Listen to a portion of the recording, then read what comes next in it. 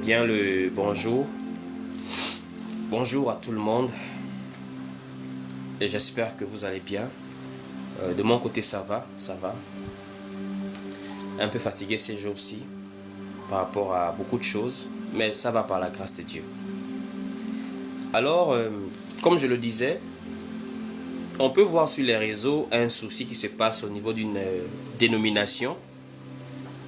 Un pasteur a exclu un autre qu'il avait adoubé comme fils spirituel pour gérer son église, on va dire comme ça, au niveau de la France. Et voilà, maintenant il y a eu des dissensions. Très bien. Il y a eu des vidéos qui ont été postées et qui ont montré, peut-être, je crois, la raison. Il y avait des abus de langage de ce jeune homme au niveau de l'assemblée qu'il dirigeait au niveau de la France. Et peut-être c'est à cause de ça qu'il y a eu cette séparation. Alors, nous n'allons pas être dans l'émotion. Nous allons expliquer la parole. Parce que vous savez, lorsque une situation arrive, si nous suivons la masse, vous savez ce que les gens disent, facilement on tombe dans une fausse analyse de la situation. On doit avoir la capacité d'avoir du recul dans notre manière d'observer les choses. Et de surtout ne pas être émotionnel, mais d'être simplement parole. C'est la parole qui est notre base. C'est la parole qui est notre appui. Ce ne sont pas nos émotions, nos amitiés, nos points de vue individuels. Le témoignage de tout homme est faux.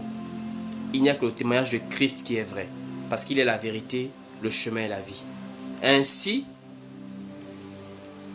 quand on parle à la base d'une assemblée, les gens peut-être ne comprennent pas exactement qu'est-ce que l'assemblée. Parce que au jour d'aujourd'hui, on a l'impression que on a trop parlé, on n'a qu'à laisser quoi. Les gens n'ont qu'à aller se faire escroquer, les gens n'ont qu'à aller se faire piétiner, marcher dessus. Parce que les gens, ils aiment ça. Hein. Les gens sont devenus ce qu'on appelle, je crois, en psychiatrie, des masos, des sadomasochistes, je crois. Ça veut dire des gens qui aiment quand on leur fait du mal, quoi. Il y a des gens qui sont bizarres.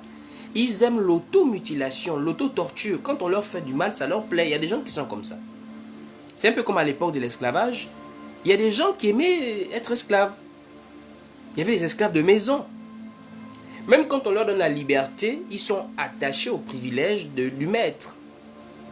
Il y a des gens, comme ça on a déjà expliqué à plusieurs reprises, qu'est-ce que l'église, qu'est-ce que l'assemblée, comment est-ce qu'on doit marcher.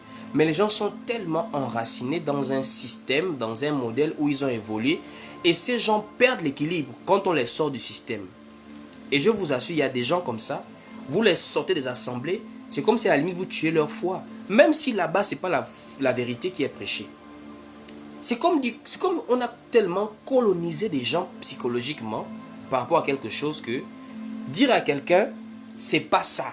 Sortez du milieu d'elle, comme dit Apocalypse. Il y a des gens, si le dimanche ne part pas dans un bâtiment, la personne ne se sent plus. La personne se sent que sa foi est morte. Donc ça devient compliqué en réalité. Les gens sont devenus tellement aliénés par rapport à beaucoup de choses. À la base, pour résumer, parce que ce sont des thèmes que j'ai déjà prêchés, c'est sur ma chaîne YouTube. Quand on parle d'église, l'église c'est quoi? De manière simple et résumée, je le dis. Et je l'ai souvent dit ici. L'église, c'est le peuple de Dieu. L'église, c'est le corps de Christ. L'église, spirituellement, c'est la maison de Dieu, l'habitation de Dieu. Ça veut dire, ce peuple de Dieu-là forme un corps spirituellement. Ce corps spirituellement est l'habitation de Dieu, parce que ce corps est un temple.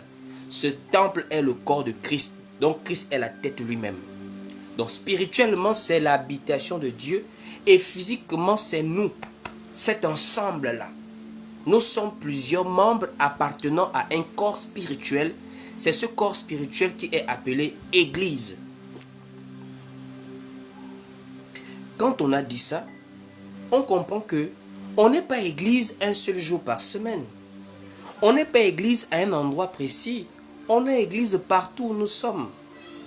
Est-ce que quand on dort chez nous, à la nuit, chacun dans sa maison, nous ne sommes plus église? Nous sommes toujours église. S'il faut aller dans la pensée que c'est seulement le dimanche que nous sommes église, là, est-ce que nous ne sommes pas église?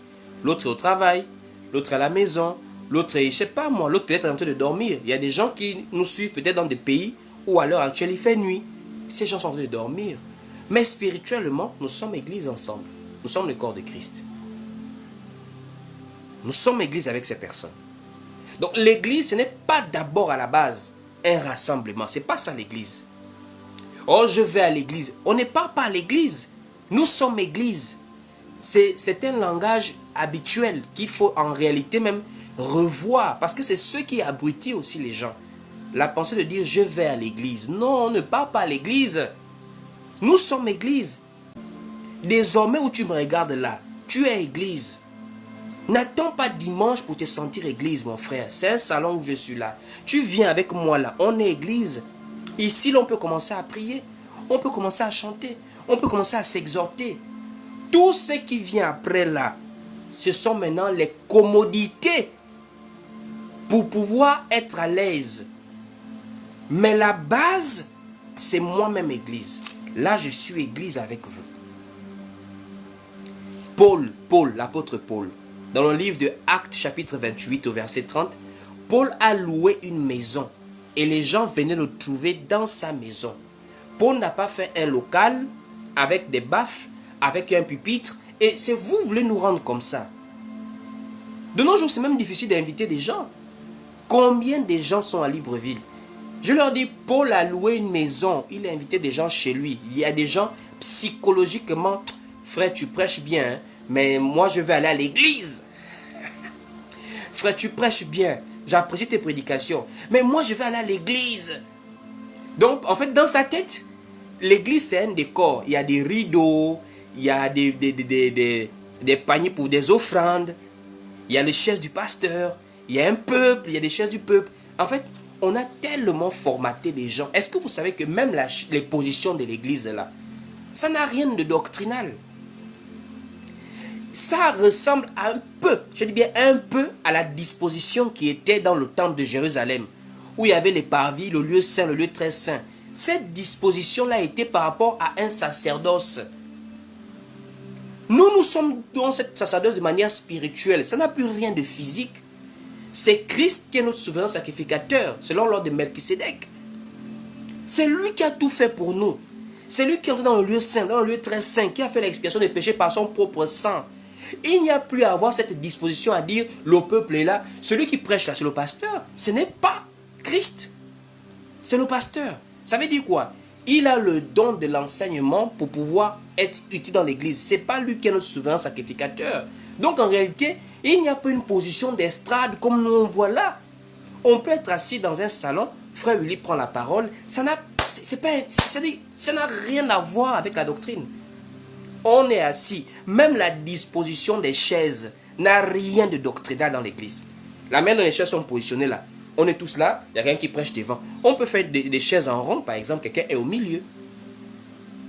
Le pasteur peut même avoir une chaise quelque part positionnée pour lui. C'est juste comme les apôtres nous ont enseigné. Il y a des places d'honneur, il y a des places simples. Ça encore, on peut comprendre ça. Mais c'est pour dire il faut qu'on soit délivré du décor physique de ce qu'on appelle église. L'église, c'est nous. Comment est-ce qu'on s'arrange à se réunir? Ça dépend. On peut être sous un arbre. On peut être dans une place. On peut être debout, par exemple. Est-ce que vous réalisez qu'on peut faire un culte debout sans chaise?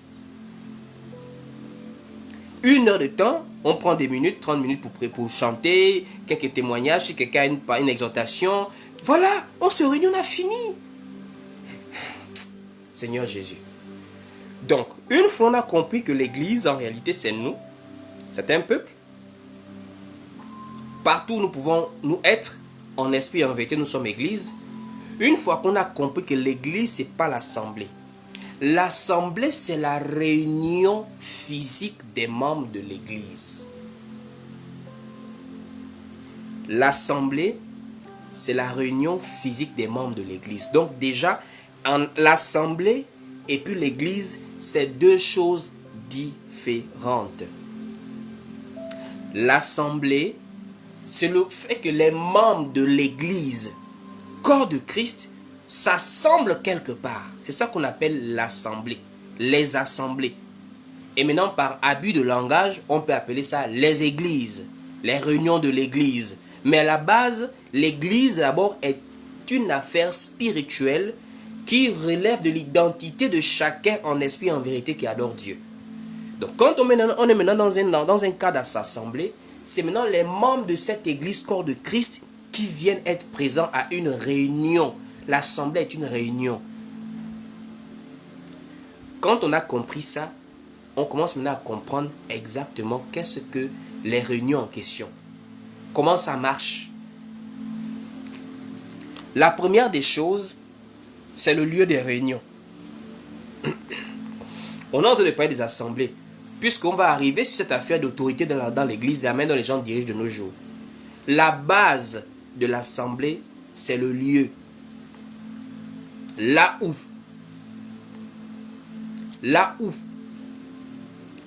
nous avons la parole avec nous. Ça veut dire, une fois qu'on a la parole, on se réunit n'importe où c'est possible de se réunir convenablement. Vous savez, j'ai eu un échange avec des personnes là, et ils m'ont dit, ah tu sais frère, de nos jours, c'est pas facile de réunir les gens dans des maisons comme dans la Bible. Voici pourquoi on loue. Voici pourquoi on est obligé de prendre des endroits. Et je leur ai donné raison, hein, vous savez. Ils m'ont dit, frère, c'est pas facile. À leur époque, à l'heure actuelle, de prendre des gens, de les réunir dans une maison, dans une terrasse, c'est pas facile. Il faut avoir un espace où psychologiquement ils se sentent dans un lieu sain. Et je vous assure, ces gens ont raison. Puisqu'on ne m'a pas dit, moi je vis ça avec les gens. Si vous invitez les gens dans une maison normale, comme vous invitez un invité pour dire non, mais venez, on s'assoit. On va partager la parole, on peut prendre un jus, on s'exhorte, on se fortifie. Les gens psychologiquement se sentent que non, ça c'est pas l'église. C'est pas l'église qui est là. Les gens veulent d'abord être premièrement en bordure de route. L'accès facile, le véhicule, les grosses vestes le dimanche. Les femmes veulent être dans un endroit où, quand elles s'habillent là, elle est tellement bien habillée, quand elle met le talon, directement dans l'église, dans le bâtiment. Ce qui fait que, en réalité, de nos jours, beaucoup de gens font des choses à contre-cœur, à cause du peuple. Il y a des gens que vous voyez là, c'est à cause du peuple, qui sont dans les bâtiments, qui ont mis tout le décor qu'il faut. Et quand on a déjà commencé à subir la pression dès le départ, même par rapport au lieu, je vous assure, tout le reste des choses, ça sera de pression en pression. Pourquoi? Parce que quand tu as déjà cédé une première fois, tu vas céder une deuxième fois, tu tombes dans la fausseté comme ça là. Le peuple, la pression du peuple. Je suis à Libreville, je vous assure, des gens me suivent. Plusieurs personnes me suivent. Ce que les gens attendent, c'est de me retrouver dans un grand bâtiment, rideau, le pupitre. Je suis en train de prêcher avec la veste. Et on sait que oui, lui là, c'est un homme de Dieu. On va aller le voir. La psychologie. Or, c'est ce que nous combattons.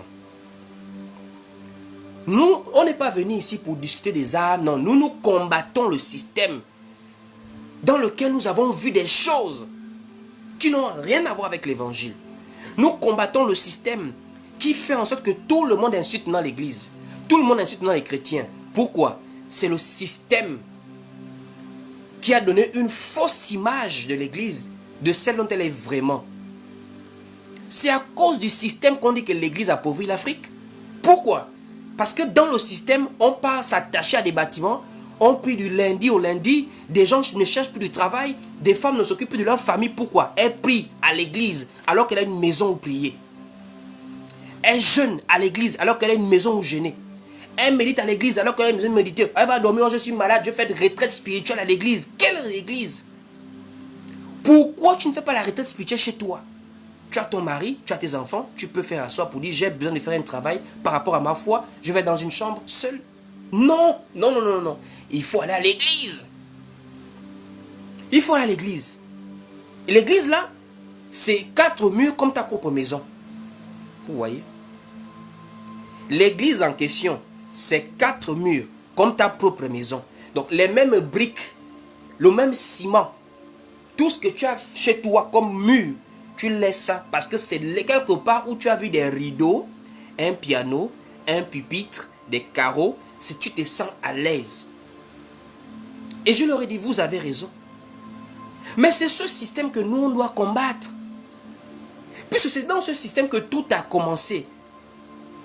Les apôtres ne faisaient pas de l'évangile ce que nous voyons aujourd'hui. Ça veut dire aujourd'hui, quand la foi des gens est centralisée sur le bâtiment, le lieu de culte, alors que la foi des gens dans l'église primitive était centralisée sur leur relation avec Dieu, partout où ils sont, leur relation avec Dieu, leur vie, leur témoignage, leur comportement, les actes qu'ils posaient. C'est dans ça qu'on voyait les gens. Mais de nos jours, tout est centralisé dans un endroit. C'est là-bas le lieu saint. C'est là-bas où on bénit le pasteur. C'est là-bas où on fait des retraites spirituelles. C'est là-bas, là-bas, là-bas. Des femmes mariées vont faire un mois quelque part. Parfois avec le mécontentement de leur mari. Tout ça commence avec le lieu de culte. Alors que le véritable culte, c'est même pas chanter. Le véritable culte, c'est de s'offrir à Dieu. L'apôtre Paul dit aux Romains, offrez vos corps en sacrifice. Ce qui sera de votre part un culte raisonnable. Donc, frères et sœurs, à la base, il faut sortir, je vous assure, que Dieu nous aide, moi ici au Gabon, que Dieu m'aide par rapport à cela.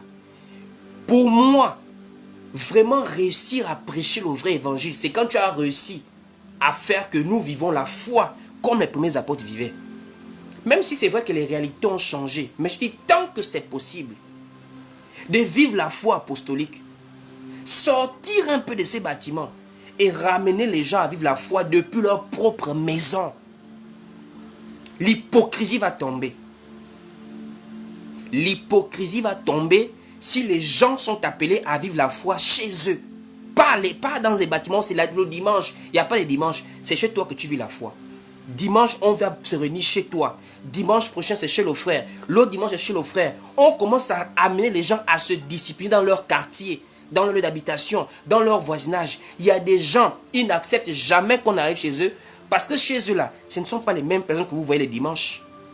Tout ceci, c'est la pensée d'abord que c'est quelque part l'église, c'est pas chez moi. Donc chez moi, je fais le désordre, j'ai un mauvais comportement, je n'ai pas une vie de prière, je ne médite pas, je n'ai rien d'enfant de Dieu, mais le dimanche, je suis bien habillé pour aller me réunir quelque part. Parce que c'est là-bas la maison de Dieu. C'est là-bas où le sourire est là. Shalom, on rit, tout le monde est saint. C'est du faux évangile. Et les gens doivent arriver au niveau de délaisser d'abord ce mensonge-là. Allier notre foi, allier notre persévérance à un lieu. On dit là où on doit être décolonisé religieusement. C'est une décolonisation religieuse qu'on est en train de faire ici. On ne vient pas pour être apprécié. Vous connaissez le nombre de personnes qui m'apprécient, mais il y a des points seulement qui dérangent. Une fois, je prenais un taxi. J'arrête le taxi et je fais la proposition. Il y a une dame à l'intérieur. Elle me fixe comme ça, elle me dit, attends, c'est pas toi le pasteur qui... Elle me dit, c'est pas toi le pasteur qui prêche sur TikTok là. Bon, je ne suis pas pasteur, mais je réponds parce que les gens, c'est comme ça. Quand tu prêches, oh, tu es pasteur. Je dis, ah, bon, c'est moi, c'est moi. Elle me dit, ah, vraiment, mon frère, je t'écoute, papa. Tu prêches bien. Ce que je n'aime pas chez toi, c'est que tu t'attaques aux femmes. Ce que je n'aime pas, hey, papa, toi, non, je t'écoute tous les jours. Ce que je n'aime pas chez toi.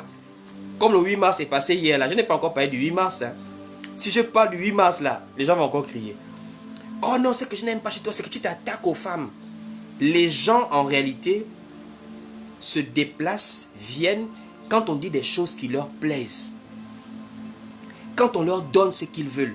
Je vous assure, Aaron est tombé dans la fausseté parce qu'il a subi la pression du peuple. Fais-nous un veau d'or, monsieur Aaron. Moïse, on ne sait pas où il est parti, donc nous, on veut un veau d'or. Or, le veau d'or, c'était l'image d'un Dieu qu'il peut voir. C'est comme aujourd'hui. Les gens, comme on est là à distance, là, on prie pour la personne. La personne peut venir, je reçois la personne, on partage la parole. Les gens ne veulent pas ça. Les gens veulent faya, faya. Ma soeur, je te vois. Si tu ne vois rien, elle ne va pas croire. Elle veut voir quelque chose. Comme une histoire que des frères m'ont racontée dans une ville du Gabon, à Port-Gentil, pour les Gabonais.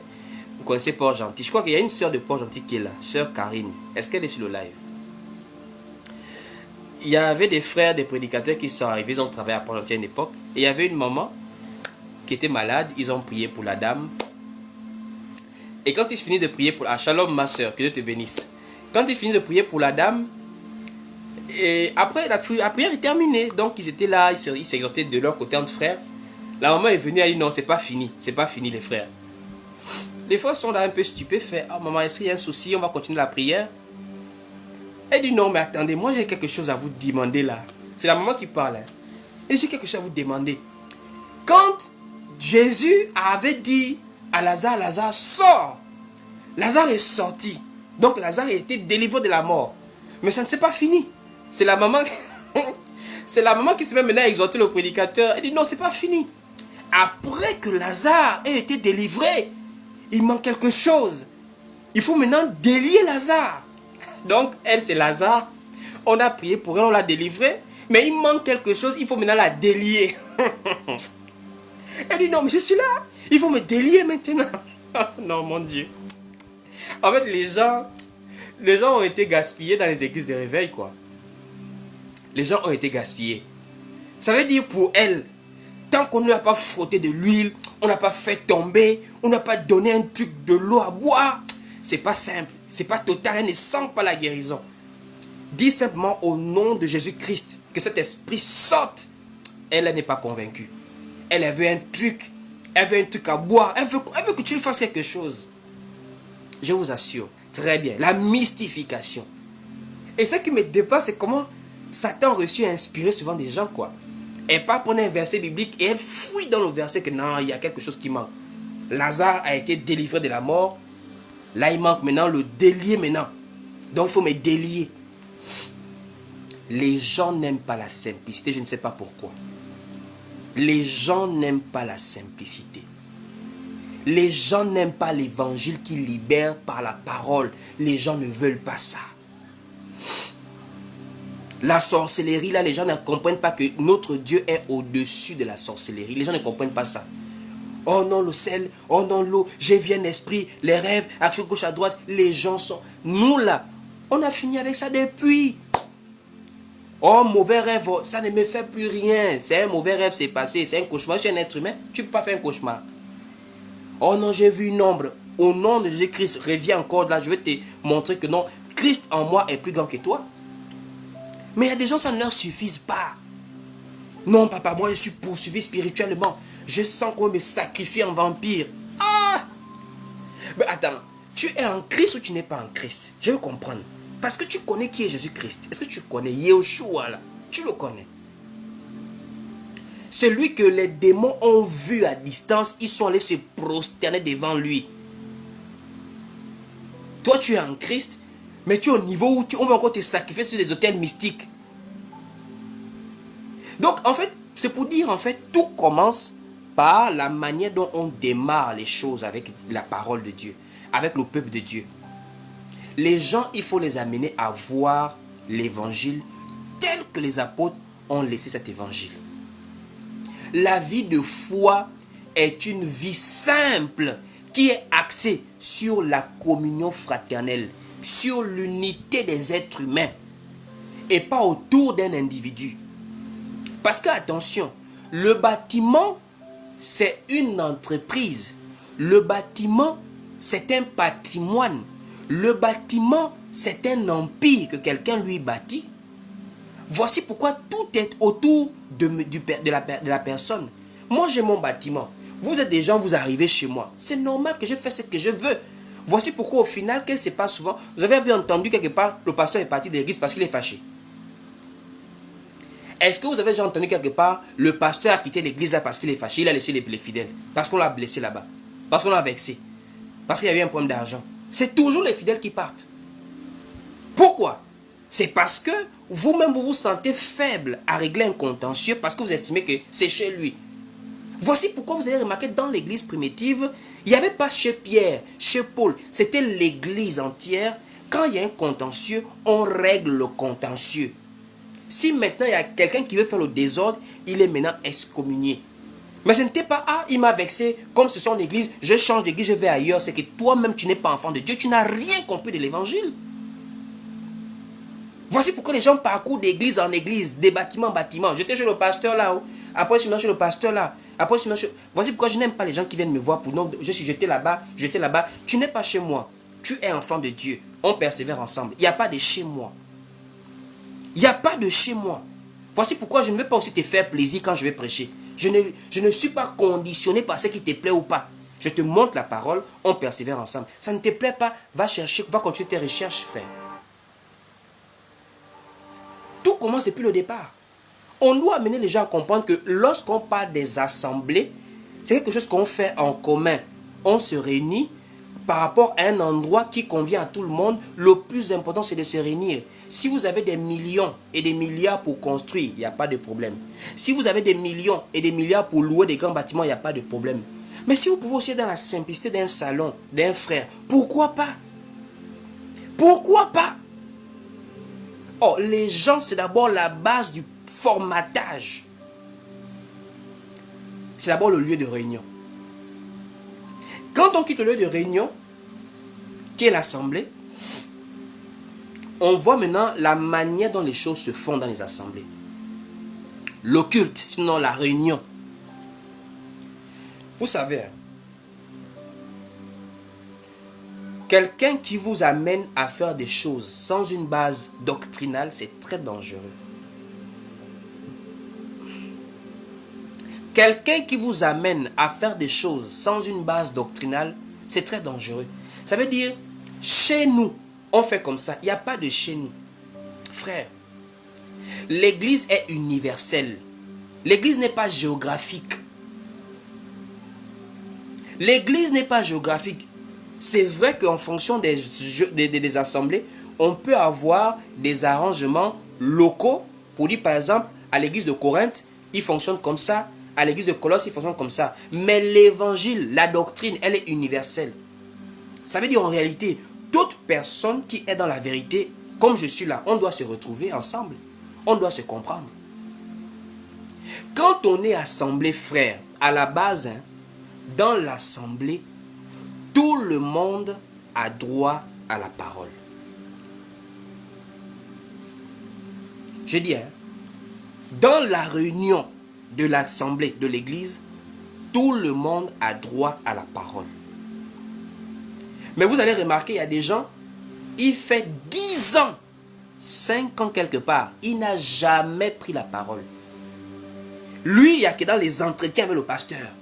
Oh pasteur, voilà, il donne un peu d'argent, oui, pasteur, je pense comme ça. Ne donne pas tes pensées au pasteur, si tu es un frère. Mais un jour, tu peux demander à exhorter, même une simple pensée. On va aller doucement, je vais bien expliquer ça, pour ne pas que ça soit un peu à gauche, à droite. Allons-y tous ensemble dans le livre de 1 Corinthiens chapitre 14 au verset 26, on va lire. Mettez le verset en commentaire. 1 Corinthiens 14 verset 26, on va lire ensemble.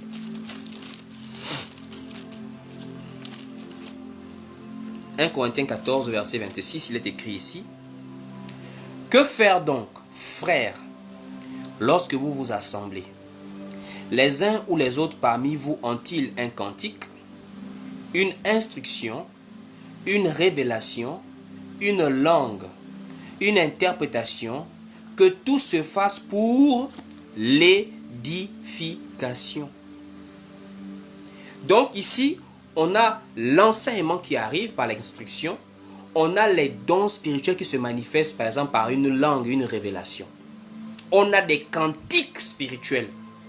C'est même ce qui va également dire aux Colossiens qu'il faut vous exhorter par des hymnes, des psaumes. On parle dans Colossiens. Colossiens aussi en parle, je crois bien. Nous sommes ici dans le livre de Colossiens, voilà. Où la parole parle, voilà. Colossiens chapitre 3, à partir du verset, voilà, 16. Colossiens 3 au verset 16, on va lire. La même pensée de quand nous sommes en réunion. Comment ça se passe, les réunions? Colossiens 3, verset 16, il est écrit ici, que la parole de Christ habite parmi vous abondamment. Donc nous sommes dans Colossiens chapitre 3, verset 16, que la parole de Christ habite parmi vous abondamment. Instruisez-vous et exhortez-vous les uns les autres en toute sagesse par des psaumes, par des hymnes, par des cantiques spirituels, chantant à Dieu dans vos cœurs sous l'inspiration de la grâce.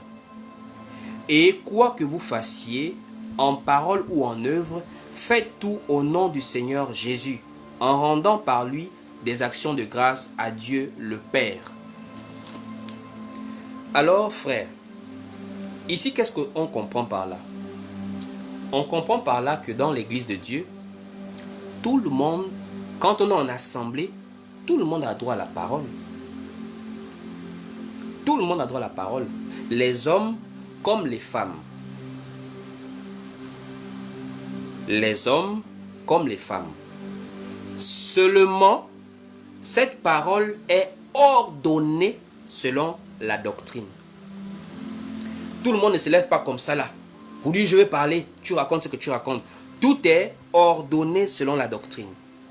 Selon la doctrine du Christ, les hommes peuvent enseigner dans l'église, dans l'assemblée locale, là où il y a des hommes et des femmes. Ce sont les frères qui exhortent, qui instruisent, qui prêchent, qui enseignent. Voici pourquoi je dis tout le monde a droit à la parole, mais seulement c'est de manière ordonnée. Donc les hommes peuvent enseigner, les hommes peuvent présider le culte, ça veut dire la réunion. Les femmes peuvent chanter, faire des témoignages, manifester des dons spirituels. Au moins tous ensemble parlent. Il y a même aussi des questions qu'on peut poser pour avoir des instructions. Vous voyez un peu?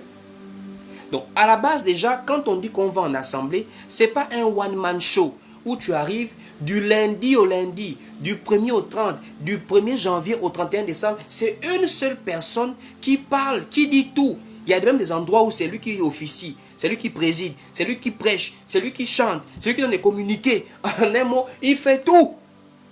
Voici pourquoi c'est aussi lui-même qui prend tout l'argent, c'est aussi lui-même qui dirige tout. Parce que quoi? Il est le seul à prendre la parole. Alors que dans l'église, c'est un corps. Tu ne peux pas tout connaître. Tu ne peux pas vouloir tout dire. Tu ne peux pas vouloir tout faire. L'église, c'est un corps. Toi, tu peux être consacré à l'enseignement. Mais est-ce qu'il n'y a que l'enseignement dans l'église? Il y a les dons spirituels. Il y a le fait de présider le culte. Il y a des communiqués. Il y a même des annonces, il faut parler comme ça. En réalité, tu ne peux pas prendre comme les réunions en otage pour dire tu fais tout. Voici pourquoi je dis, ça dépend de la manière dont les gens conçoivent l'église. L'église n'appartient pas à quelqu'un. L'église, ce n'est pas pour le pasteur. L'église, c'est une réunion de personnes qui craignent Dieu ensemble en marchant d'un même accord. Comme la parole dit dans Actes chapitre 1er au verset 14. Tous d'un commun accord. D'un commun accord, voici l'ancien, c'est celui qui prêche la parole. D'un commun accord, voici le diacre, c'est celui qui s'occupe des tables. D'un commun accord, voici les femmes, elles s'occupent des choses des femmes. Voici ceci, voici cela. Voici comment on peut conduire les chantres, les gens qui chantent. Voici comment on peut conduire telle ou telle chose. Ce n'est pas quelqu'un qui se lève, qui a tout son programme de l'église, il a tout un commun. Ça veut dire, en fait, c'est sa chose à lui. Et c'est comme ça que toute la fausseté est entrée. Lorsqu'on a donné la responsabilité aux gens de leur ministère. Oh, ça c'est mon ministère. Le ministère est différent de l'église. Oh non, j'ai envie de monter. Là, je vais commencer à sérieusement prêcher encore plus. Le ministère est différent de l'église. Il y a une affaire de, oh non, ça c'est mon ministère, c'est son ministère. Non. Le ministère là-bas, c'est un service. Si vous ne le savez pas. On va peu expliquer cette affaire. Parce que vous voyez des gens, oh non, c'est son ministère à lui, je ne vais pas avoir des problèmes avec lui. Le ministère s'exerce dans l'église. Le ministère, ce n'est pas l'église. Toute personne qui se lève n'importe comment parce qu'il a un service, par exemple dans l'enseignement, pour dire non, je suis désormais aussi mon église, c'est un menteur, c'est la fausseté. On n'est pas obligé d'être le seul conducteur quelque part. On peut être uni dans un collège d'anciens, mais l'autre est pasteur, l'autre est prophète, l'autre est docteur, l'autre est évangéliste. Chacun exerce son ministère. Lorsque des gens ne cherchent pas l'argent, lorsqu'il ne cherche pas la gloire, lorsqu'il ne cherche pas les vanités de ce monde, pourquoi ne pas travailler ensemble? C'est pour le corps de Christ, c'est pour la gloire de Dieu. Même les apôtres qui partaient en mission partaient à 2 minimum. Paul et Silas, Paul et Barnabas. Pourquoi est-ce qu'on a maintenant l'impression que c'est son ministère? Mais attendez, on dit dans l'église, il y a apôtres, pasteurs, docteurs, évangélistes, prophètes. Mais ils sont tous ça dans l'église locale. C'est pas que c'est une personne, c'est son ministère à lui. Non, c'est l'église locale. C'est vrai qu'il y a des responsables. Il peut m'avoir un responsable comme Paul. Mais même Paul là, c'était un missionnaire. Paul n'était pas un berger d'église. Paul lui-même, il établissait des évêques pour conduire l'église. En réalité, les apôtres, les dons ministériels, là, eux, ils bougent. Ceux qui gardent le troupeau, ce sont des évêques. Donc vous voyez déjà comment ça se passe dans des bâtiments. Quelqu'un est tout un apôtre, il est là, il gère l'église comme un pasteur. Il est là, c'est maintenant lui le seul qui commande, qui ne veut pas quitter l'église. Pourquoi? C'est sa chose. C'est pas l'église de Dieu. C'est son business à lui. C'est sa chose à lui. Parce qu'un ministère ne signifie pas l'église. Un ministère ne signifie pas l'assemblée. Mais les gens, quand ils viennent, les gens viennent pour faire quoi? Les gens cherchent leur vente. Les gens cherchent à réussir dans leur vie. Et comme l'église, c'est l'un des moyens maintenant où c'est facile de réussir, quand tu es un bon menteur et un bon courageux, on commence à se rentrer dans ça. On peut très bien exercer son ministère dans une église locale où on n'est pas le seul ministre de la parole. Où il y a beaucoup de personnes qui servent Dieu avec nous. On n'est pas obligé de prêcher tous les jours. On n'est pas obligé de conduire les gens seuls. Et c'est ça le grand problème de nos jours là. Les gens veulent tout gérer tout seuls.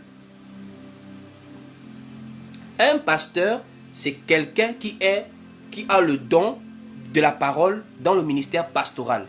Un évêque, c'est un surveillant dans l'église, c'est un ancien. Un évêque n'est pas forcément un pasteur. Un évêque ne prêche pas forcément la parole, mais un évêque, c'est un ancien qui surveille l'église. C'est comme ce sont des gens qui veillent sur le troupeau. Maintenant, c'est vrai qu'en général, un bon évêque devrait pouvoir enseigner normalement. Mais tout évêque n'enseigne pas forcément la parole. Donc, ce sont des anciens que les apôtres établissaient souvent.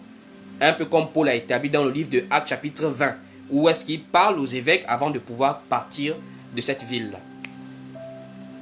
Donc, c'est pour dire à quelqu'un, c'est d'abord aujourd'hui la manière dont les gens conçoivent l'église de Dieu qui est un problème. L'église de Dieu est un groupe de personnes. L'église de Dieu marche de manière ordonnée, mais tout le monde a un rôle à jouer. Tout le monde participe. Tout le monde met la main à la pâte. Ce n'est pas quelqu'un qui donne des injonctions lui-même seul. Voici pourquoi il y a souvent eu ces guerres là dans les assemblées. Pourquoi? Parce qu'il y a des gens aussi qui comprennent que non, mais là tu peux avoir tort. Ou à la limite, si tu penses que tu as raison, donne-nous au moins des explications. Mais il y a des gens qui si tu lui demandes une explication, c'est comme si tu l'avais insulté. Alors que dans le livre de Actes chapitre 11, on avait demandé l'explication à l'apôtre Pierre. Pourquoi tu es allé chez Corneille par exemple? Il n'a pas dit je suis l'ancien, c'est moi qui ai reçu la clé, qui ne veut pas partir. Pierre a dit non. Est-ce que moi je peux m'opposer à Dieu? Puisque Dieu nous fait comprendre qu'il ne fait exception de personne. L'apôtre Pierre, tout un ancien de l'église, quand il marchait, son ombre guérissait les malades. Pierre n'a pas vu ça. Pierre a ressuscité Dorcas par la puissance du Saint-Esprit. Il n'a pas vu ça. Pierre a expliqué à l'assemblée pourquoi il est allé chez Corneille. Mais de nos jours, quand quelqu'un a ses 400 âmes, quand ce sont ses âmes à lui, quelqu'un n'est pas d'accord, tu pars. Tu n'es pas d'accord, tu pars. Qui dort ici, là, tu veux pas, tu pars. Mais ça montre très bien que c'est sa chose à lui. C'est sa chose à lui, c'est pas l'église de Dieu. Donc à vous qui suivez le Christ, réalisez d'abord que c'est d'abord aussi le peuple qui a amené les gens à se dérouter. Pourquoi est-ce que vous voulez amener les gens à aller ouvrir des bâtiments en bordure de route, comme des boutiques comme ça là? Les églises des maisons ont toujours existé. Pourquoi vous fouillez que les gens se réunissent chez vous? Il y a quoi dans vos maisons? Parfois c'est le désordre qui se passe là-bas, peut-être que vous cachez. Pourquoi vous imposez aux gens des micros? Pourquoi vous imposez aux gens des gros baffles qui font mal aux oreilles? Les décibels peuvent même percer les tympans des gens. Alors que tu peux parler avec ta voix, les gens vont t'écouter. Pourquoi vous imposez aux gens Tout ce décor religieux qui donne l'impression que c'est là où est Dieu, alors que Dieu est partout où nous sommes avec lui. Il faut d'abord revoir notre manière d'appréhender la chose de Dieu. Pourquoi vous avez l'impression que c'est le dimanche, le jour du Seigneur? C'est dans ça qu'est venu tous ces systèmes d'hommes-là. C'est dans ça qu'ils sont venus les gourous, les faux prophètes, qui font tout ce désordre-là. Donc à la base, le culte, c'est tout le monde qui peut participer, seulement de manière ordonnée, suivant la doctrine. Une autre chose, vous savez, dans l'église de Dieu, il y a des responsables. Je n'ai pas dit qu'il n'y a pas de responsables. Il peut m'avoir un responsable. Quelqu'un peut être appelé à servir Dieu. Le Seigneur l'a envoyé dans la mission et les gens s'approchent autour de lui. Il est garant de l'évangile qu'il prêche, du Christ. Mais seulement un responsable n'a pas vocation à maltraiter le peuple de Dieu. Parce que j'ai vu les vidéos de ce jeune homme en France là-bas, avec qui le pasteur du Congo s'est séparé. Moi j'ai été étonné. Quelqu'un qui donne l'air tellement humble, il est humble, mais il avait un langage très grossier vis-à-vis des gens. Un langage vraiment assez grossier. Moi je ne sais pas si les gens sont souvent à la recherche de l'autorité. Je vais expliquer à tous ces pasteurs. Je ne sais pas si vous pouvez envoyer le lien à beaucoup de pasteurs. Parce qu'il y a des gens qui doivent écouter certaines choses. La véritable autorité dans l'église, elle s'obtient par l'humilité, frère. Parce que quand j'observe bien la vidéo de ce jeune homme-là, c'est comme s'il est en recherche d'affirmation d'autorité. Il faut me respecter, il faut comme ça, il ne faut pas laisser mes décisions. Jésus a été glorifié parce qu'il s'est humilié.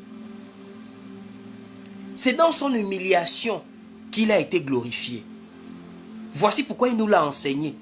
Que le plus grand parmi vous, c'est celui qui va se mettre au service des autres. Quelqu'un qui veut qu'on le respecte, je vous assure, pas besoin de blâmer sur des gens. Pas besoin de leur imposer des choses. Pas besoin d'affirmer sa position. C'est moi, c'est moi, c'est moi. Travaille pour le Seigneur. Sers les autres. Mets-toi à leur service. Le respect et la considération viendront tout seuls. Le respect et la considération viennent tout seuls. Et c'est ce que les apôtres nous ont enseigné. Que l'humilité fasse voir même les autres au-dessus de vous. Même si les coachs vont raconter tout ce qu'ils vont raconter, le respect, l'affirmation, machin. Nous, on marche d'après la parole du Christ. Et d'après la parole du Christ, c'est l'humilité qui précède la gloire. Quand tu es un berger, c'est toi qui dois être beaucoup plus mature pour supporter les autres. Vous pensez comme nous sommes là, nous on ne supporte pas les gens. Il y a des gens, quand tu l'observes, tu te poses la question, est-ce que c'est le manque de respect ou c'est le manque d'éducation son problème avec toi? Les choses qu'il fait devant toi. Mais quand tu as déjà de la maturité à supporter sur des personnes là, tu ne le suis pas dans ce qu'il fait. C'est Dieu seul qui vient l'éloigner de toi. Tu n'as pas à devenir nerveux avec les gens. Tu n'as pas à venir te fâcher avec les gens. Jusqu'à même quand tu demandes l'argent, donnez. Moi j'ai vu durant la Covid-19, un pasteur qui menace de maudire les autres frères et sœurs. Je ne vais pas dire c'est brebis, nous sommes les brebis du Seigneur. Mais les autres frères et sœurs, parce qu'ils n'ont pas donné la dîme. Mais regardez-moi des gens terribles comme ça là. Attends, donc toi tu penses qu'on te donne parce que quoi? Les gens sont obligés de te donner. On te donne parce qu'on aime Dieu. C'est à Dieu qu'on donne quand on te donne. C'est pas toi personnellement que toi on t'a trop aimé dans la vie là. Hein. C'est comme tu viens de la part de Dieu, en te recevant, on reçoit Dieu. C'est ça le réel. Voici pourquoi c'est à toi de te mettre de manière humble devant les gens quand tu prêches la parole. Tu es humble. Tu te mets à leur service. Tu es compréhensif. Tu les sers. En réalité, hein, il faut servir les autres pour que les autres te servent. Il faut servir les autres pour que les autres te servent. Pas besoin d'être arrogant. Pas besoin d'avoir les épaules carrées. Pas besoin d'être méprisant avec les gens. Non. Les brebis du Seigneur, tu dois au contraire les conduire avec tremblement. Avec dévouement. Parce que tu sais que toi aussi tu es à la recherche d'une récompense, mais pas terrestre, mais spirituelle, éternelle. Quel est ce comportement que nous avons maintenant de nos jours? Quelqu'un parce qu'il prêche la parole, il a un niveau de mépris vis-à-vis des gens. C'est vrai que ça peut arriver, hein, par l'autorité des responsables, que tu tapes du poing sur la table. Ça, c'est biblique. Il y a des mesures que tu peux prendre pour dire, bon, telle personne est vraiment irrespectueuse, elle ne respecte pas la doctrine, il faut l'écarter, c'est normal. Mais je dis, dans ton attitude, tu dois apprendre à te mettre au service des autres, apprendre à conduire le peuple avec humilité. Et on va lire quelques passages. On prend d'abord le livre de Romains chapitre 12. Romains chapitre 12, voilà. Nous sommes ici à partir du verset 16. Romains 12 au verset 16, il est écrit ici. Ayez les mêmes sentiments les uns envers les autres. N'aspirez pas à ce qui est élevé, mais laissez-vous attirer par ce qui est humble. Ne soyez point sages à vos propres yeux. Ne soyez point sages à vos propres yeux. Et c'est ça le problème de nos jours. Les gens croient que comme ils prêchent la parole, ils se sentent le plus intelligents. Prêcher la parole est une forme d'intelligence que Dieu donne. Mais il n'y a pas que ça. D'autres personnes peuvent avoir des capacités d'autres. Il y a des gens qui sont des docteurs, des infirmiers, des banquiers. Chacun a sa grâce de pouvoir avoir des connaissances. Tu ne connais pas tout parce que tu prêches la parole. Il y a des gens qui ne demandent plus conseil parce qu'il est prédicateur. Il ne sait plus demander conseil. Non, il connaît tout. Parce que quoi? Il a peur qu'on ne le respecte plus. Les gens ont tellement peur. Voici ce que vous allez remarquer. Ils ne savent jamais s'humilier. Ils ne savent jamais demander pardon. Pour trouver quelqu'un qui est berger, qui t'a offensé et te demander pardon, tu vas fouiller la planète Terre. Tu vas trouver quelques-uns. Pourquoi? Ils ont tellement peur qu'on ne les respecte plus parce qu'ils vivent de ce respect forcé-là. Ils vivent de ce respect forcé-là. C'est dans ça qu'on leur donne de l'argent, qu'ils ont de l'autorité devant les gens. Alors que nous, on vit par la grâce de Dieu. On n'a pas besoin d'imposer quoi que ce soit. Quelqu'un est touché, il dit frère, après le live, on se contacte, je vais te bénir. C'est-à-dire que pas besoin de dire à quelqu'un c'est moi, j'ai moi. Comme aussi ces bandits qui prennent sur TikTok ici là. Oh non, je suis le seul prédicateur de la France. Je suis le seul. À part moi, personne n'est là. Ils viennent de suivre mes lives. Des bandits. Des escrocs comme ça. Pourquoi? Il veut que les gens pensent qu'il est le seul qui prêche. Pour qu'il est le seul qui prend l'argent que les gens donnent aux gens. Je me suis éloigné de ces bandits-là depuis un moment sur TikTok ici là. Oh non, tu prêches comme tel frère, il est en France. Il est machin. Il est le seul frère qui prêche dans le monde entier. Il vit une vie de luxe. C'est du banditisme. Pourquoi? Parce qu'ils vivent de cette image du mensonge-là. Ils ne connaissent pas l'humilité. Ils ne connaissent pas servir les autres. C'est les autres qui doivent les servir. Quand tu es berger, tu sers le peuple. Un berger sert le peuple. Tu dois être là au chevet des autres. Tu les assistes quand ils sont malades. Tu es là quand il y a des décès. Quand il y a des naissances, il y a des situations, même la compagnie morale, tu dois être là pour les conseiller dans le monde difficile de la vie. C'est comme ça qu'ils vont te bénir. C'est pas seulement je suis serviteur de Dieu, j'ai mes droits. Eux aussi ils ont leurs droits. Tu as prié pour que Dieu les bénisse? Est-ce que tu as prié pour que Dieu les bénisse? Comme toi tu as tes droits, ils vont te bénir, comment s'ils ne sont pas bénis? Toi tu pries pour ces gens-là. Tu as déjà fait des nuits de prière pour eux. Tu veilles pour eux. Tu les appelles, tu les écris, tu connais leurs difficultés. Un berger, c'est quelqu'un qui veille sur le peuple. Oh non, on ne doit pas suivre les gens derrière. Toi, tu dois suivre les gens derrière. C'est ça un berger. Tu suis les gens derrière. C'est ça notre mission. Tu dois te voir comme petit devant les autres, afin que Dieu lui-même t'élève. C'est pas fini. J'ai encore un verset. Prenons le livre de Philippiens chapitre 2 au verset 3. Philippiens 2 au verset 3, il est écrit ici. Allons-y lire Philippiens 2 au verset 3. Philippiens chapitre 2 au verset 3. Il est écrit ici. Voilà. Écoutez vous-même. Philippiens 2 au verset 3, il est écrit ici.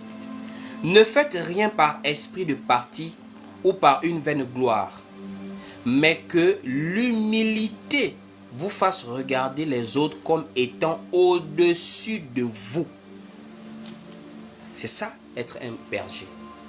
L'humilité doit t'amener à voir les autres comme étant au-dessus de toi. Ça ne veut pas dire qu'ils vont t'écraser. Ça ne veut pas dire qu'ils vont te mettre la pression. Ça veut dire que tu vas privilégier même parfois leurs intérêts par rapport aux tiens. C'est ça que la parole dit, même la suite est ça. La suite ici, là, dit par exemple au verset maintenant 4, que chacun de vous, au lieu de considérer ses propres intérêts, considère aussi ceux des autres. Ça veut dire ton bien-être passe par le bien-être des frères que tu conduis. Quand quelqu'un est malade, tu n'es pas malade, tu n'es pas en paix. Quand quelqu'un vit une situation difficile, tu n'es pas en paix. Tu es toujours là à leur chevet. Quand tu es comme ça, frère, ceux qui doivent te respecteront bien plus que ce que tu n'imagines.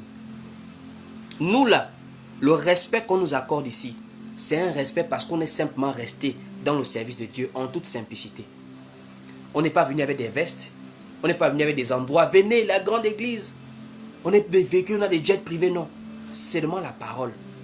Tu ne me respectes pas, c'est Dieu qui va t'éloigner de moi, c'est tout. Tu me respectes, on marche ensemble. Je n'ai pas besoin de te forcer à me respecter.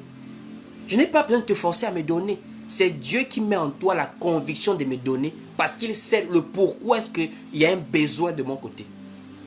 Je ne suis pas là à forcer à quelqu'un. Et c'est ça qu'il faut amener les gens à comprendre. Sers ton Dieu en paix. Sers ton Dieu simplement. Les brebis du Seigneur ne sont pas tes brebis. Tu n'as pas à les maltraiter. Tu n'as pas à penser que c'est ton patrimoine à toi. Ça, c'est quel esprit que nous avons de nos jours là. Tu parles à des grandes personnes comme si tu parlais à des enfants. Voici pourquoi le langage de mon père, ma fille, mon fils, c'est aussi un langage qui est aussi trop amené ça. Oh daddy, oh maman, ça sont mes enfants spirituels. Il faut éviter ce langage-là.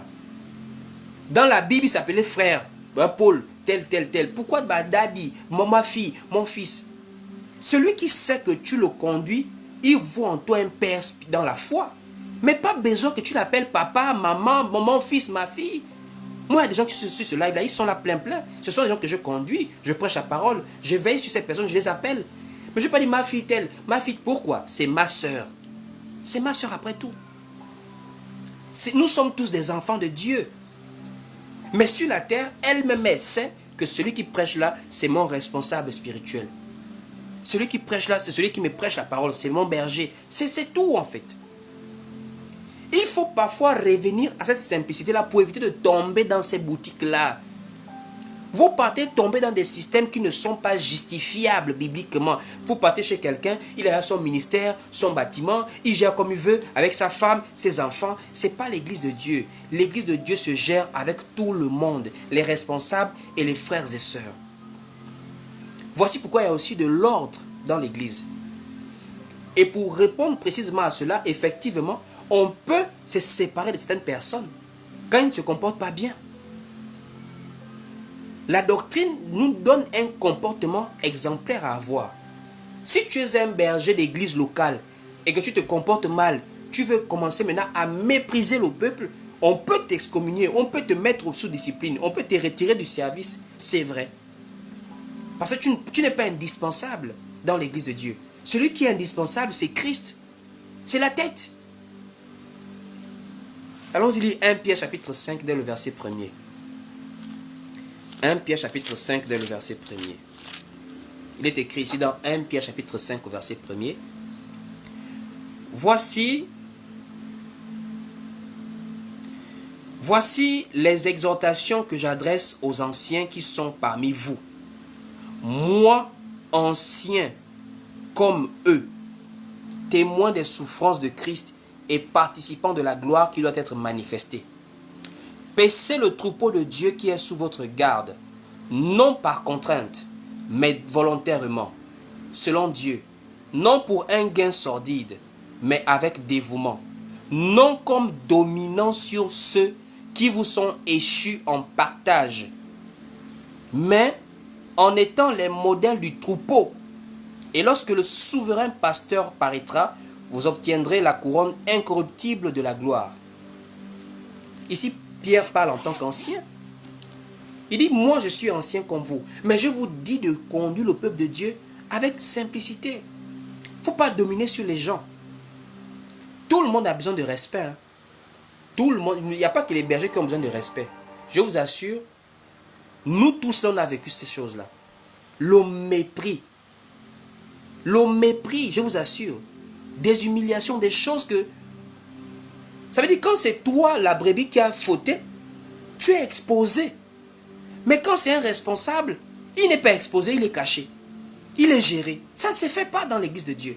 Voici pourquoi, à la base, tout le monde doit savoir que nous sommes tous des enfants de Dieu dans l'église. Seulement, il y a des responsables qu'on respecte, qu'on donne un double honneur, selon ce que la parole dit dans le livre de 1 Timothée chapitre 5, au verset 17, que ceux qui dirigent bien, pas ceux qui dirigent bien, il faut bien diriger pour qu'on te donne un double honneur. Mais en réalité, tout le monde est concerné par le respect dans l'église. Mais vous allez remarquer de nos jours, il y a maintenant comme une différence qu'on fait entre les responsables et le peuple. Quand c'est une brebis qui a fauté, je vous assure, non. On va t'exposer, on va te faire des prédications sur toi, beaucoup de choses. Mais quand c'est le berger, silence. Ici au Gabon, on a vu des scandales sur les bergers d'église. Ils sont restés bergers d'église. Même pas des temps de repos, bergers d'église. Mais pourquoi est-ce que vous ne faites pas la même chose pour les brebis? Parce que dans vos têtes, ce sont vos brebis. Ce ne sont pas vos frères d'abord à la base. Ce sont vos enfants spirituels. Il faut dénoncer ces pratiques-là. Je n'ai pas dit qu'il faut camoufler les péchés des gens, les bêtises des gens. J'ai dit qu'il faut qu'il y ait un respect collectif dans l'église. Il faut qu'il y ait une considération pour tout le monde. Ce n'est pas parce que tu es en colère que tu vas te permettre d'indexer quelqu'un qui est un père d'enfant, qui est un chef de famille. Ah, si tu l'indexes comme ça, jusqu'à des prédications, j'ai même vu un monsieur qui a une maman de bête. Je me pose la question, mais attendez, moi je ne comprends pas. Qu'est-ce que ces messieurs-là vous promettent comme ça? La vie éternelle. Qu'est-ce que ces messieurs vous promettent comme ça, là, le paradis? Ils sont morts à la croix pour vous, ou bien ce sont les Moïse d'aujourd'hui que sans eux vous partez en enfer. Comment tu peux traiter une maman de bête? Comment tu peux faire ça? Ça, c'est une malédiction, ça. Une femme qui peut peut-être t'accoucher sous prétexte que tu es son berger dans l'église, tu la traites de bête. Voici pourquoi je dis, c'est la manière dont vous êtes retrouvés dans ces milieux-là. Vous partez, c'est lui l'homme de Dieu. C'est lui l'homme de Dieu. Mon frère, ma soeur, nous sommes tous des hommes et des femmes de Dieu. Hein? Il faut le savoir. En Christ, nous sommes tous un royaume de sacrificateurs. Nous avons tous le Saint-Esprit. Seulement dans l'église, il y a une hiérarchie, et ça je l'affirme, il y a de l'ordre dans l'église. Mais à la base, nous sommes tous des enfants de Dieu. Il faudrait quitter ce complexe de se dire que non, sans le pasteur, je ne peux pas vivre ma foi. Non, c'est sans le Saint-Esprit que tu ne peux pas vivre ta foi. Il faut que tu aies le Saint-Esprit et que Dieu dispose quelqu'un pour te prêcher la véritable parole. Parce que sans la parole aussi, sans un véritable envoyé de Dieu, tu ne peux pas aussi comprendre la parole. Mais celui-ci doit bien te conduire dans l'humilité, dans le respect. Il faut qu'on arrête de créer de l'interdépendance obligatoire dans la foi des gens. Les gens deviennent maintenant des oppressés. Ils ne peuvent plus bien vivre la foi. Il est maintenant esclave. Or, c'est de l'esclavage que Christ nous a affranchis. Comment tu as été esclave du bouiti, esclave des traditions des hommes, esclave du péché? Tu quittes de là pour devenir encore esclave de quelqu'un. Du lundi au lundi, tu pries quelque part, tu laisses ton foyer, tu vas dormir là-bas, maladie à l'église, problème à l'église. L'église c'est toi, dors dans ta maison. Les retraites spirituelles que vous faites dans les bâtiments, là, arrêtez de faire des retraites spirituelles dans les bâtiments. Faites des retraites chez vous. Je dis, hein, arrêtez de faire des retraites spirituelles dans les bâtiments. Faites des retraites dans vos propres maisons. Ta maison est un lieu de prière aussi. Ce n'est pas que à l'église au dimanche. Organise dans ta propre maison et fais tes retraites à la maison. Dieu te voit.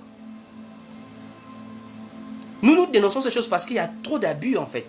Ce n'est pas qu'on est contre les églises. Moi, je suis un prédicateur. Mais nous sommes là pour combattre le système qui a apporté un faux évangile, qui aliène les gens, qui abrutit les gens. Comme je le disais au début, pourquoi est-ce qu'on dit l'Afrique est retardée à cause des églises? Mais regardez les églises. Quelqu'un cherche au travail, il fait un mois à l'église veiller des prières. Il fait retraite spirituelle, il prend des habits. Pendant 3 mois, il est à l'église. Mais attends, je ne comprends pas. Le bâtiment là est ta maison. Donc ta maison c'est le diable, c'est l'enfer, ta maison, et là-bas c'est le paradis. Est-ce que vous voyez la psychologie qu'on a développée quand même? Quelqu'un est malade, quelqu'un a un problème, elle fait 3 mois dans le bâtiment qu'on appelle l'église. Donc en un mot, tu es conscient que ta maison n'est pas un bel endroit, mais il faut quitter la maison là alors. Comment tu peux vivre quelque part? Tu dors à l'endroit là, mais quand tu es malade, tu estimes que là c'est pas bien, il faut partir à l'église. Ah là, vraiment, l'aliénation c'est quelque chose. L'aliénation c'est quelque chose. C'est pour dire à quelqu'un, il faut revenir au modèle apostolique.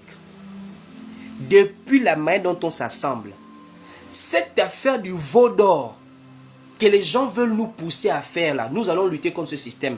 Le jour que les gens voudront nous voir, ils viendront nous trouver dans nos maisons. Nous n'allons pas céder à cette pression-là qu'il faut obligatoirement les grands bâtiments en bordure de route. Si vous voulez les églises des riches, cherchez les églises des riches. Nous, on veut des gens qui adorent le Seigneur en esprit et en vérité. En esprit et en vérité, ça veut dire là où le corps est, c'est là où les aigles s'assemblent. Indépendamment des murs, indépendamment des climatisations, indépendamment des carreaux, là où il y a la véritable parole, frère. Vraiment que Dieu vous bénisse. Il y a beaucoup de choses à dire. Je vais m'arrêter par là en peut-être donnant la possibilité à quelqu'un, si quelqu'un a une question ou un petit témoignage par rapport à cela. S'il n'y a pas, nous allons nous arrêter par là pour aujourd'hui et peut-être se dire à plus tard ou à demain. Ça fait quelques jours que je n'ai pas été très régulier en live. Il y a beaucoup de choses qu'on vit en dehors des réseaux. Donc, mais par la grâce de Dieu, nous sommes plus que victorieux en Christ. Donc, si vous avez peut-être des questions, nous sommes là. On peut répondre à vos questions. Par rapport au thème, s'il vous plaît. Parce qu'il y a souvent des moments, il y a des questions qui sortent des thèmes et ça nous amène souvent loin. S'il y a des questions par rapport au thème, on pourra répondre. S'il n'y a pas de questions, on va se dire directement donc à demain. Donc, nous sommes là, pour tous ceux qui ne nous voyaient pas depuis quelques jours, on n'est pas très régulier là, nous sommes là. Nous sommes là.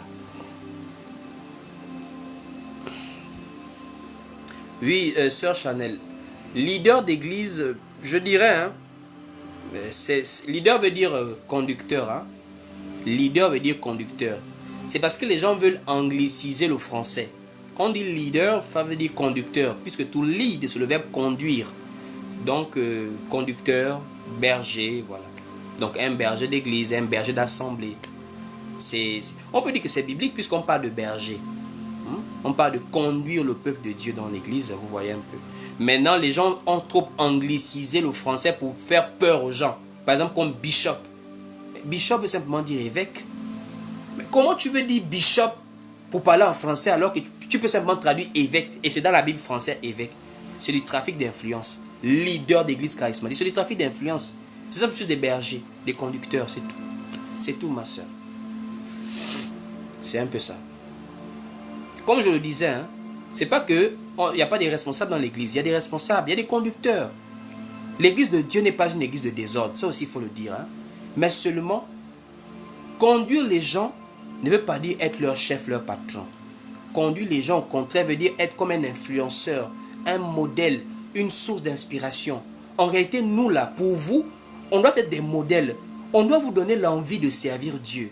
On doit vous motiver, on doit vous booster. Vous devez voir en nous des appuis, des exemples, des gens qui vous poussent à servir Dieu. Et non pas des oppresseurs en fait. Vous voyez, c'est un peu ça. D'accord, frère Anas, pas de problème. Donc, c'est un peu ça. J'espère que vous avez bien compris par rapport à votre question, sœur Chanel. Donc, s'il y a d'autres questions, est-ce qu'il y a des questions sur le sujet? Donc, on commence à peine la semaine. On va recommencer avec nos lives. On était vraiment occupés ces derniers temps. Et comme je le disais, nous sommes toujours dans la mission. Quand on dit qu'il y a des escrocs, ça ne veut pas dire on ne donne pas. Quand on dit il y a des oppresseurs, ça ne veut pas dire on ne respecte pas les conducteurs. Quand on dit qu'on se réunit dans les églises des maisons, ça ne veut pas dire qu'on peut être dans un bâtiment. L'idée, c'est de faire comprendre qu'il y a des choses que c'est selon notre possibilité, selon nos choix, et non selon le système imposé par des hommes. Donc, il faut toujours mettre de l'équilibre dans la compréhension des prédications. Parce qu'il y a des gens comme ça, quand on dit que non, il y a des escrocs, des faux prophètes, ils deviennent les plus grands avares du monde. Quand on dit aux gens que non, les bâtiments, ils ne veulent plus partir se réunir avec des frères, ils sont maintenant seuls dans leur maison. Il faut avoir la maturité de comprendre la profondeur du message. Je n'ai pas dit qu'on ne se réunit plus en assemblée. Je n'ai pas dit qu'on ne donne plus pour l'œuvre de Dieu. Je n'ai pas dit qu'on se dissocie des conducteurs. J'ai dit on marche tous ensemble selon la doctrine. La doctrine, c'est le fondement apostolique et c'est sur cette base que nous persévérons ensemble. Vraiment, que Dieu vous bénisse. Nous sommes arrivés au terme de ces moments. Voilà, pour toute personne qui veut nous contacter, Nous sommes joignables. Le numéro est sur la bio ou à TikTok ici, en inbox. Toute personne qui veut également nous bénir, nous sommes ici et nous travaillons grâce à la générosité et à la libéralité de plusieurs personnes. Donc si vous souhaitez vraiment nous soutenir, nous bénir, vous pouvez envoyer un don et nous allons vraiment utiliser pour pouvoir travailler ici comme nous le faisons. Je vais prier pour la fin. Seigneur mon Dieu, je te rends grâce et je te bénis pour ces moments. Je te dis merci Seigneur pour tout ce que tu permets. Merci Seigneur pour ta parole et merci pour ces moments d'échange. Seigneur, ô mon Dieu, aide-nous à marcher selon ta parole. Aide-nous à avoir des cœurs disposés à te craindre et à toujours, Seigneur, nous évertuer, à tendre vers ta perfection qui est toi, Seigneur. Que l'honneur et la gloire te reviennent. C'est ainsi que nous avons tous prié au nom de Yeshua Mashiach. Nous disons Amen. Amen et Amen. Donc, nous avons terminé ces moments.